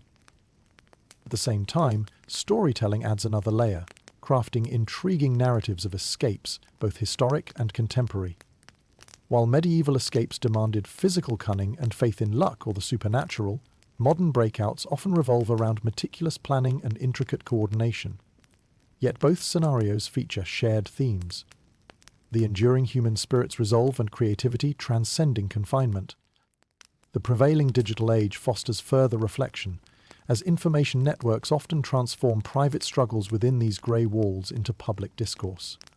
Transparency, accountability, and advocacy become accessible tools for change, challenging institutions to maintain integrity free from ancient shadows. Despite centuries, a lingering fascination still grips the public consciousness, a draw into the unknown corridors with a stony or reinforced steel. Fiction and media perpetuate this exploration of the prison psyche, delving into the allure of confinement, fear, redemption, and resilience. There's an unsettling curiosity to navigate the space between penitence and punishment, and to understand the criminal and the environment they inhabit. And so, as you step away from this examination of contrast, consider how history mirrors itself within these narrative strands, where older practices, hauntingly expressing timeless themes of confinement and control, are woven into new textures. Your turning journey now brings us from the today's speculative prisms to more personal, inspirational tales of human spirit within dungeon confines. Prepare to uncover myths and realities surrounding the topic of survival and resilience as we continue our exploration of defying the odds, holding on to hope and finding light amid formidable walls. Join as we unravel the unwritten narratives of those who, despite history's weight, found ways to endure. Stepping further into the narratives cast by the shadows of medieval walls, we now explore the myths and realities of survival within these uncompromising confines. These are the tales that tell of extraordinary perseverance and the indomitable human spirit, shining like beacons amid the harshest conditions. Imagine yourself as a captive within the cold, damp embrace of a medieval dungeon. In darkness and solitude, your world shrinks to the boundaries of your cell, but the will to endure burns brightly. Hope, you find, is a resilient flame, born of necessity and nurtured by flickers of imagination. Survival in such dire circumstances hinged on a myriad of factors: physical endurance, mental fortitude, and at times sheer luck. Many myths surround the idea of survival in dungeons, painting heroic portraits of those who, against all odds, manage to withstand the cruel conditions and emerge, if not unscathed, then at least alive. Yet beneath these legendary tales lies the more sobering reality of human tenacity and the often grim truths of an existence marked by captivity. The legends of survival often include tales of cleverness and resourcefulness. Prisoners who fashion tools from found objects, whether using a spoon as both implement and symbol of defiance, or quietly communicating through coded language and secret messages. Such stories speak to the universal desire to retain agency, however restricted by physical barriers. They transform into testimonies of resilience, whispering that human spirit cannot be shackled as easily as the body. Consider the saga of the wise fool, who, according to legend, survived years through wit and cunning. An enduring trope where the pure presence of mind offers hope despite harsh conditions. Although many such tales have become gilded with time's embellishments, they underscore the critical truth that ingenuity often served as a prisoner's best tool in overcoming adversity. Historians still argue over the veracity of these colourful accounts, passing through anecdotes to separate historical accuracy from romanticized myth. Yet, each survived tale, no matter how embroidered, speaks volumes of the battle to survive in a world where the odds weighed heavily against freedom and contentment. Amid these reflections lies a vast spectrum of human experience, a richness of stories painted across dungeon walls, through the primal drive for survival's diverse manifestations. Whether it's the fabled prisoner creating music on imaginary instruments to sustain spirit, or the intrepid charting rudimentary starscapes on cell ceilings. Each narrative offers glimpses into adversities transcended by sheer will. There also extends the heart-rending stories of extraordinary alliances formed among prisoners, a testament to humanity's inherent propensity for connection and empathy even in adversity. Amongst squalor, friendships would bind like lifelines, strings that held together sanity and offered camaraderie against isolation's siege. In retelling survival myths, there's an invitation to reflect on these narratives' imprints within ourselves. They resonate so deeply with us amid the dusty archives because they mirror an unyielding truth. At the heart of every human being lies a quest for freedom and the courage to follow it through. As the shadows of mythology retreat and blend with reality once again, carry forward these tales of resilience as an invisible thread binding us to all who've navigated dungeon's dark limits. Ready now to dovetail the narrative, the real art etched by prisoners overlaid across these somber walls. Step into the next journey, where marks of existence speak volumes about identity, rebellion, and the lasting echoes of their voices. Through prison graffiti and artwork, witness the indelible marks left upon history in the most literal sense. Stepping into the intricate tapestry of history etched on the very stones around you, you find yourself immersed in the silent stories of dungeon art and graffiti. Expressions carved from desperation, hope, and defiance. These marks of existence left by prisoners resonate through time, speaking volumes about identity, rebellion, and survival within those grim confines. Imagine casting your eyes upon the dimly lit walls of these ancient dungeons, where centuries-old graffiti beckon you closer. Prisoners, stripped of their freedoms, transformed stone walls into canvases, each carving and drawing revealing glimpses of their inner worlds.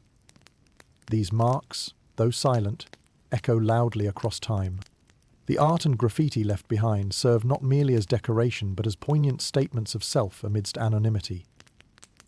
Some inscriptions tell of love, names encased within crude but heartfelt hearts, initials entwined as testament to bonds that defied separation. It's as if these artistic gestures aim to hold on to love and identity through the bleakest circumstances, persistent reminders of lives existing beyond the prison walls. In other cells, elaborate sketches and cryptic symbols speak of prisoners' philosophical musings, religious devotion, or even their stark sanity's decline. From artful renderings of ships sailing across imaginary seas to densely drawn labyrinths reflecting the convolutions of the mind, each image etched carefully into stone becomes an act of rebellion, a refusal to fade quietly into obscurity. But not all inscriptions were born of the need for solace. Some carvings bear witness to darker emotions, curses hurled against captors or crude humor as a form of defiance. These messages dared challenge their captive fate, with etched gallows humor drawing fleeting smiles, even among misery. It's a reflection of human nature's resilience, pursuing laughter even upon the most somber canvases. Historians still debate interpretations of these inscriptions, their meanings tethered to the art's context and ambiguity. Defacement or passionate plea, each offering expresses emotions often left unspoken. Every mark captured within narratives released only slowly over ages, as scholars piece together the remaining fragments of each soul's story. Consider dungeons set ablaze with tiny glimmers of colour, where fragments of stained glass donated by sympathetic hands cast gems of light. Such transitions from wall-borne art to objects carried as talismans imbue existence with shades of glory amid the shadows. Each tiny glimpse of azure or vermilion capturing, if just for a moment, the essence of freedom, held within a narrow spectrum, signalling transcendent beauty. In vibrant contrast, consider the reality of grim art executed under duress. Cows' blood-dyed images, charcoal-drawn forms traced across cell floors. They reflect bold statements, a blending of destructive forces with creative awakening, unyielding in their dark honesty. In a way, we have come full circle with these expressions. Today, artists across the globe explore similar existential depths, using graffiti as tools of political commentary and personal expression. Modern heirs to this art form resonate with power derived from the same roots of resistance and hope that prisoners found within their harsh milieu. As you step away from these ancient canvases, appreciate the weight of individuals' identities, forever marked within this sturdy symbol of oppression. Emblems enduring against time's wear. Their echoes extend into modern cultural practice, inviting interpretation of voices long silenced. As we pause, reflect on these dynamisms present not only within medieval dungeons, but within humanity. Walk forward with hearts stirred by their enduring expressions, carrying them gently within you, as living transmissions history eagerly seeks to share with those willing to ponder their whispers.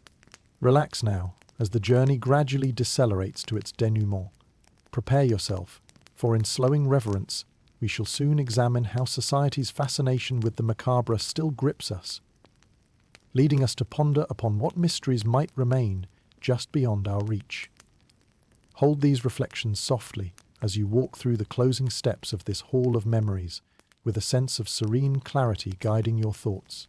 As you let the echoes of past creations fade, we're guided into the compelling notion of our cultural appetite for the macabre, a curious exploration of why medieval dungeons continue to captivate contemporary imaginations, weaving seamlessly into tales of terror, fascination, and mystery. It's a journey that delves into the dark chambers of our psyche and reveals our continuous flirtation with the eerie fringes of human experience. Picture yourself drawn to these ancient sites, places where shadows starkly contrast with shafts of light. Even though centuries have passed since the last prisoner shuffled about these cobblestones, the allure of what once transpired remains potent.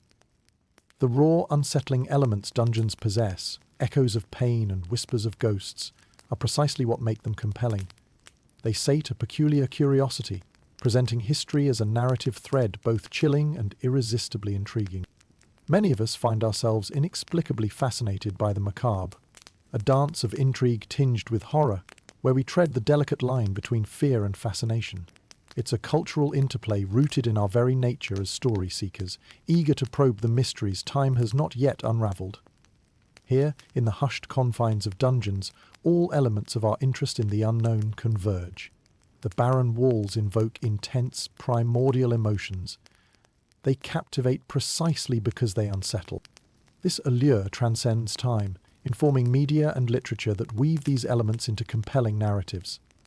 The sinister ambience of dungeons stitches well into the fabric of horror and thriller genres, offering a tactile sense of place that enhances their story's emotional core.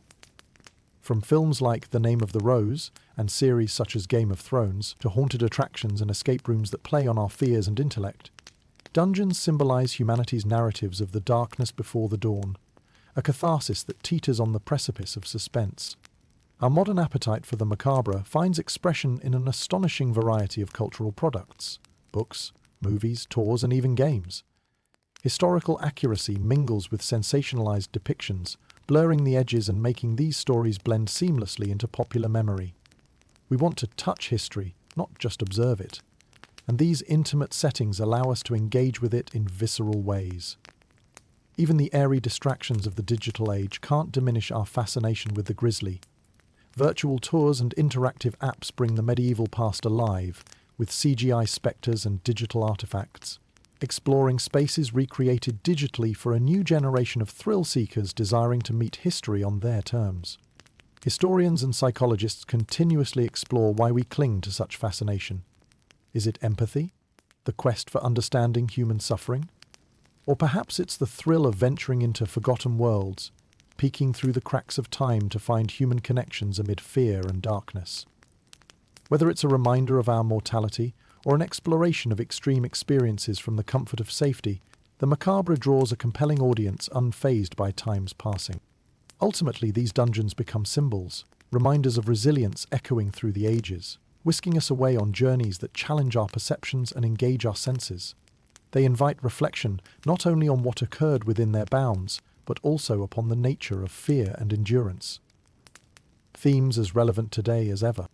So as you let these contemplations ripple through your thoughts, poised at the cusp of ancient and contemporary fascination, prepare yourself to ponder how society has shifted, where justice attempts to embody enlightenment and empathy prevails over punitive displays.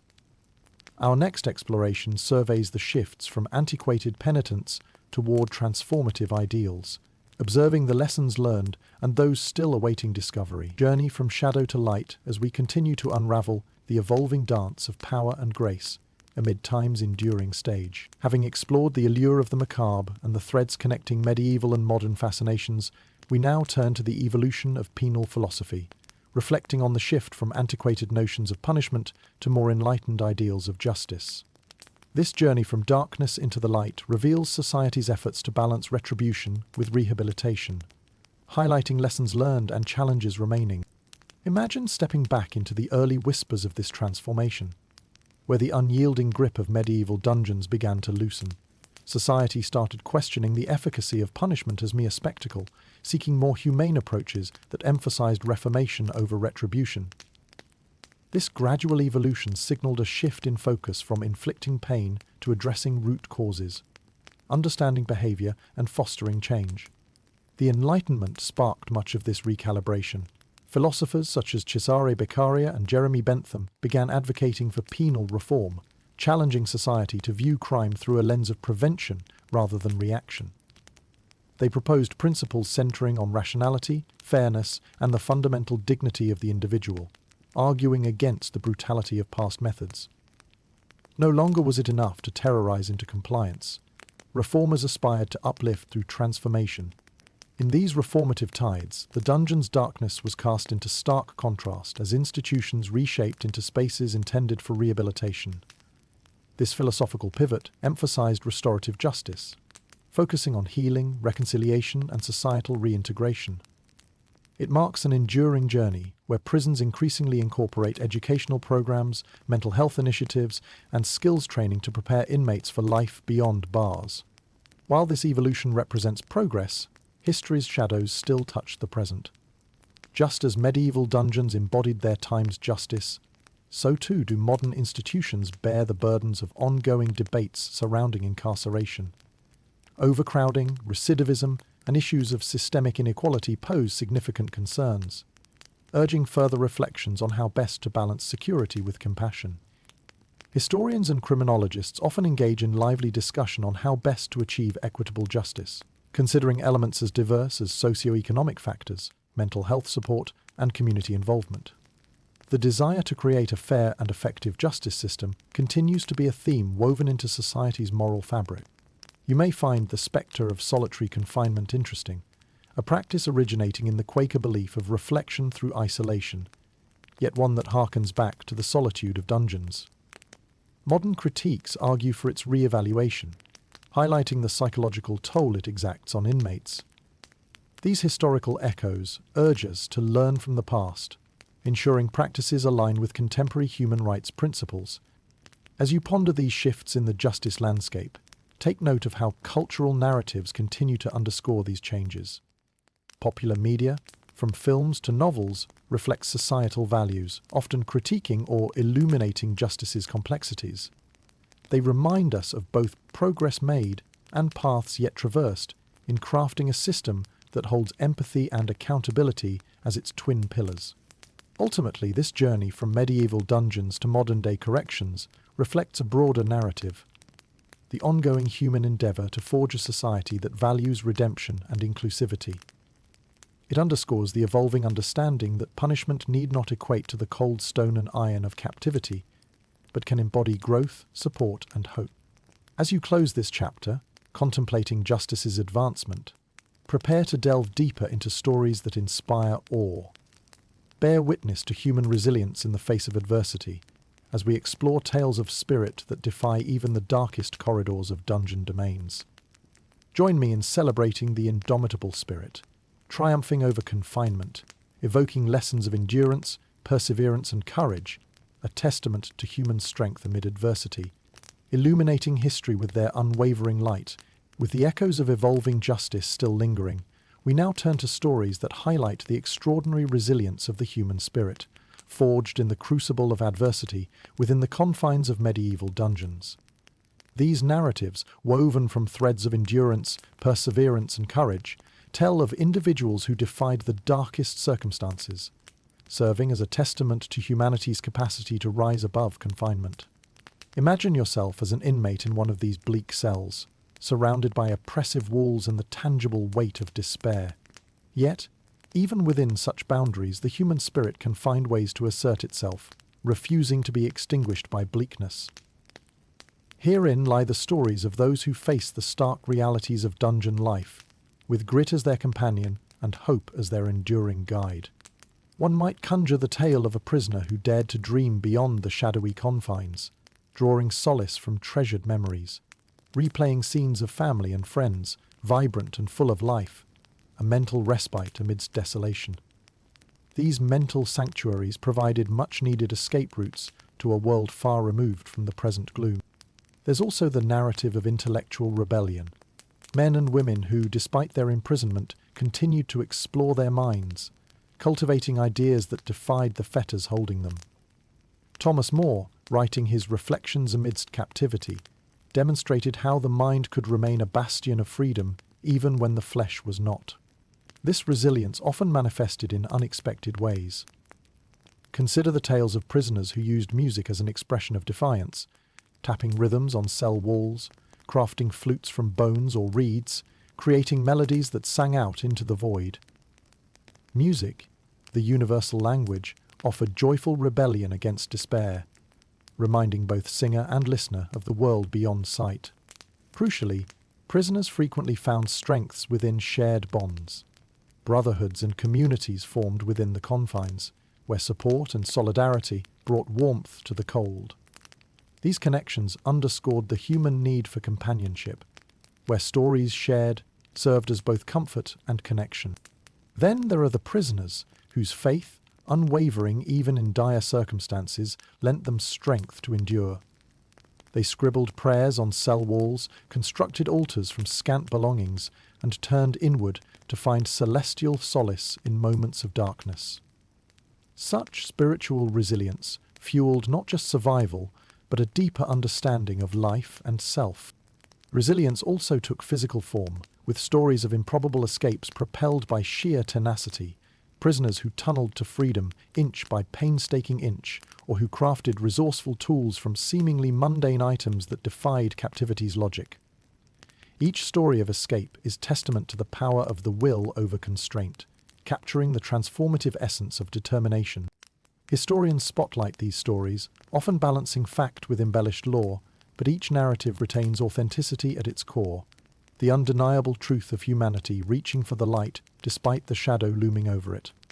Even beyond individual stories, tales of resilience underscore timeless themes. Hope persisting amid hardship, and the human spirit thriving in defiance of its circumstances. They provide lessons that resonate beyond time and space, urging us to seek courage within adversity's embrace and face trials with an unyielding heart. As you reflect on these stirring narratives, carry them forward as reminders of strength, empathy, and the power to overcome.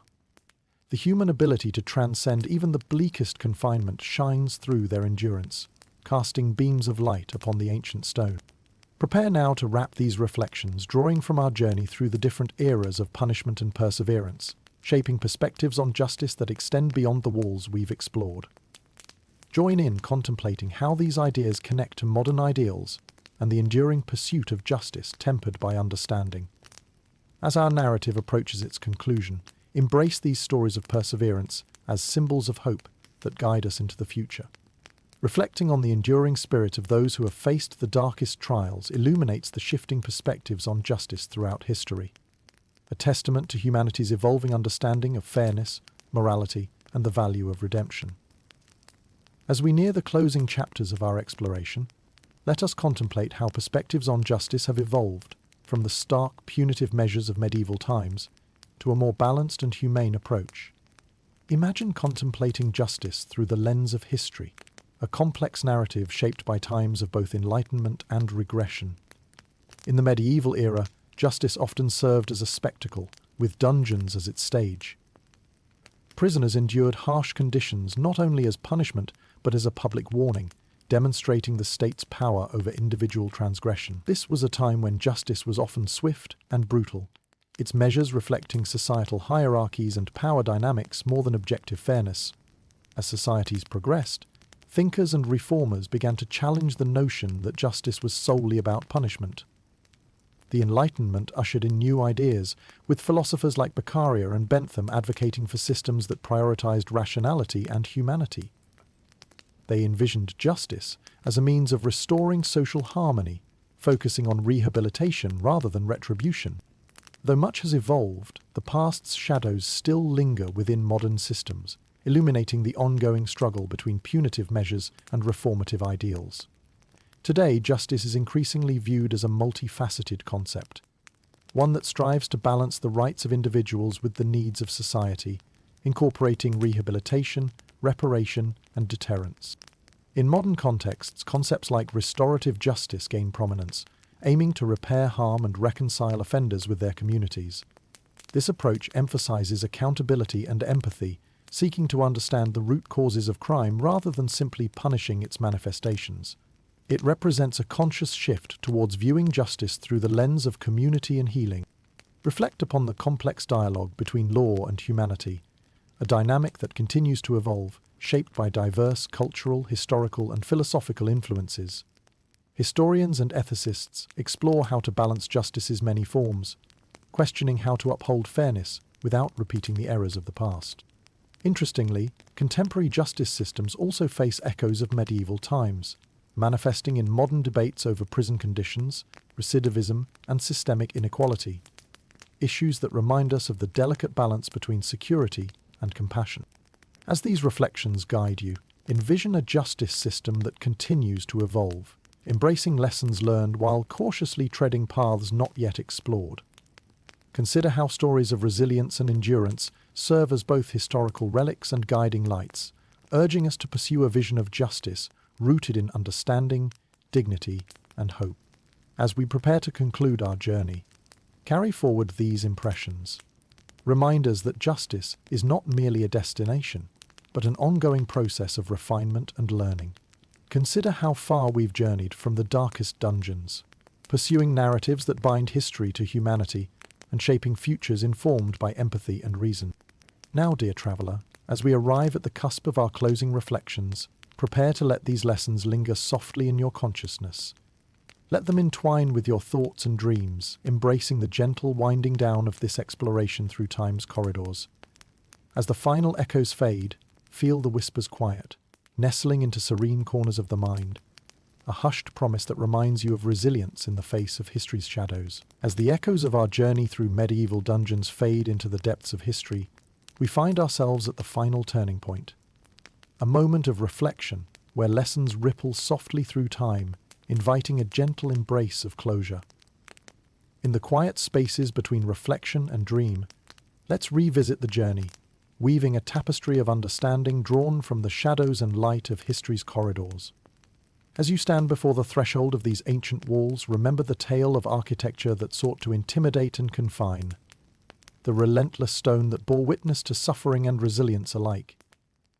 Imagine the murmurs of the prisoners, voices that have echoed through time, reminding us of the enduring spirit that refused to be silenced.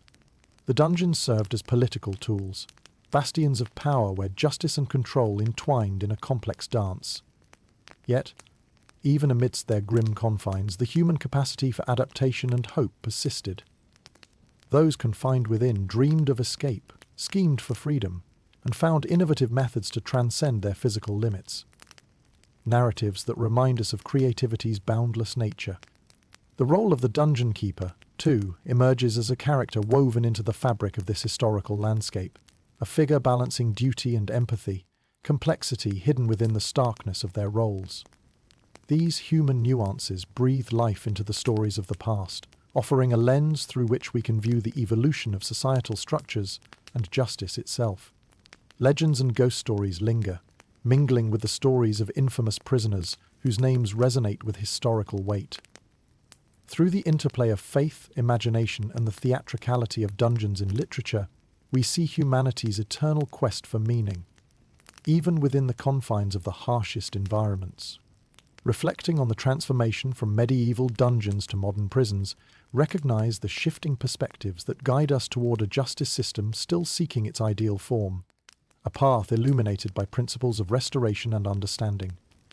This journey captures our cultural appetite for the macabre, a curiosity about what lies within the darkness and how it informs the light of modernity. As you gently close the chapters of this exploration, let the tales of resilience, endurance, and spirit settle within. Allow the whispers of the past to soften into a comforting hum, a reminder that though shadows may fall, light finds a way to persist.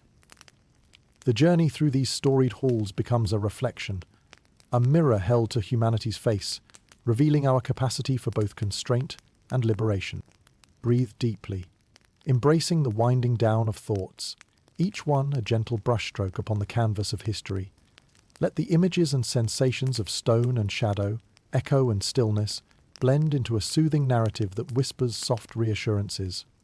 In these final moments, as the journey quiets to a close, allow yourself to drift gently on the waves of these reflections, knowing that the stories live on, both in memory and in the hearts of those who journey through time. Trust that each tale carries the strength of human endurance, weaving connections between past and present, inspiring whispers that cradle you into serenity. Greater than, greater than, greater than. End of script. Sweet dreams.